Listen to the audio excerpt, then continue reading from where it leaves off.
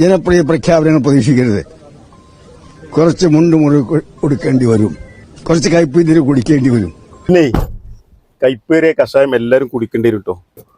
പിന്നെ മുണ്ട് മുറുക്കി കൊടുക്കും വേണ്ടി വരും.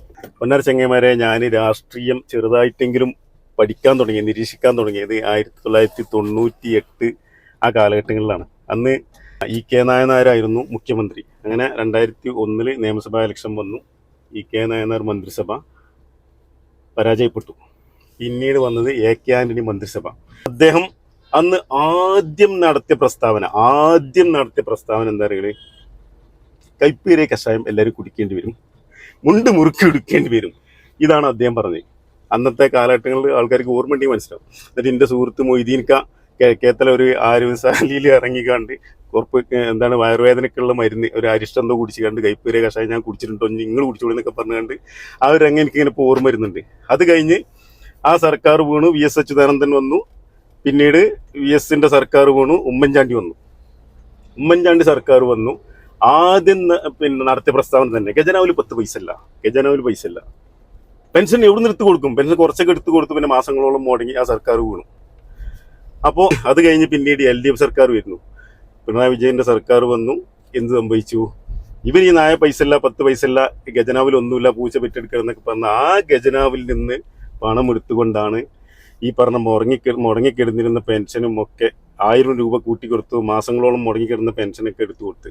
മനസ്സിലായില്ലേ? അതൊക്കെ കഴിഞ്ഞ് കേരളം ഇക്കാലവും കണ്ടിട്ടില്ലാത്ത വികസന പ്രവർത്തനങ്ങൾ നടത്തി പിണറായി വിജയൻ സർക്കാർ താഴെ വീണു. അതിനുശേഷം VD സതീശൻ സാറ് മുഖ്യമന്ത്രിയായി വന്നു.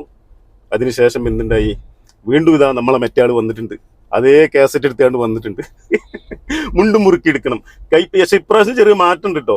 കയ്പേറിയ നീര് കുടിക്കണം എന്ന് പറഞ്ഞിട്ട്, ഇത് കഷായം മാറ്റി നീര് കുടിക്കാനാണ് പറഞ്ഞിട്ട്. പൊന്നാര ആന്റണി സാറേ, എന്താണ് നിങ്ങൾ ഈ പറയുന്നത്? നിങ്ങൾ ഈ പറയുന്നതിൽ വല്ല അടിസ്ഥാനമുണ്ടോ? 4000 കോടിയിൽ കൂടുതൽ പൈസ ഖജനാവിലുണ്ട് എന്ന് ബാലഗോപാലൻ സാർ പറഞ്ഞിട്ട്, താങ്കൾ ആവശ്യപ്പെടുകയാണെങ്കിൽ ആ രേഖ താങ്കളെ കാണിക്കാന്ന് വരെ അദ്ദേഹം പറഞ്ഞിട്ടുണ്ട്. പിന്നെ എന്തിനാണ് ഇങ്ങനെ പച്ചക്കള്ളം പറയുന്നത്? ഇത്രയും വലിയ പാപ്പരായ സർക്കാർ ഖജനാവ് ആണെങ്കിൽ നിങ്ങൾ എന്തിനാണ് കേരളത്തിലെ ജനങ്ങൾക്ക് ഇത്രയും വലിയ ഓഫർ കൊടുത്ത്? ഇങ്ങനെ ജനങ്ങളെ പറ്റിക്കരുത് കേട്ടോ. നിങ്ങൾക്ക് കഴിയില്ലെങ്കിൽ മാറിക്കൊടുക്കണം, അതല്ല വേണ്ടത്. കേരളം സോമാലിയെ പോലെ എന്ന് പണ്ട് നമ്മളെ മോഡിജി പ്രസംഗിച്ച് പോയതിനു ശേഷം കേരളത്തെ അപമാനിക്കുന്ന ഒരു പ്രസ്താവന ഇപ്പൊ താങ്കൾ നടത്തിയിട്ടുള്ളത്. അതല്ലേ സത്യം? കയ്പേറിയ നീര് കുടിക്കണം, കയ്പേറിയ കഷായം കുടിക്കണം, ഇത് പറയാൻ വേണ്ടി മാത്രമാണോ താങ്കൾ പറയുന്നത്? പിന്നെ എന്തിനാണ് ഇത്രയും വലിയ ഓഫർ കൊടുത്ത്?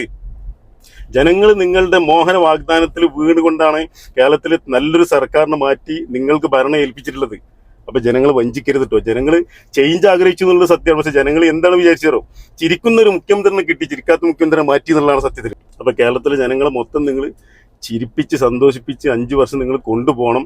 അല്ലെങ്കിൽ LDF സർക്കാരിനെ 35 സീറ്റിലേക്ക് ഒതുക്കിയ അതേ ജനങ്ങൾ നിങ്ങളെ വേണമെങ്കിൽ 30 സീറ്റിലേക്കും ഒതുക്കാൻ അധികം താമസമൊന്നും വേണ്ടി വരില്ല.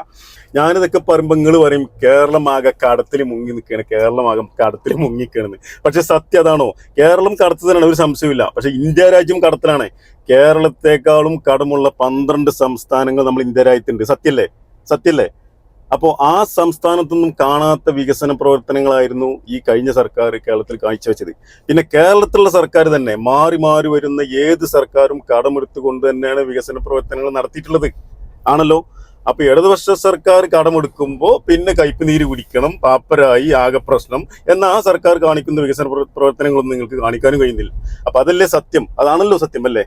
ചേഞ്ച് വേണത്ര, ചേഞ്ച്.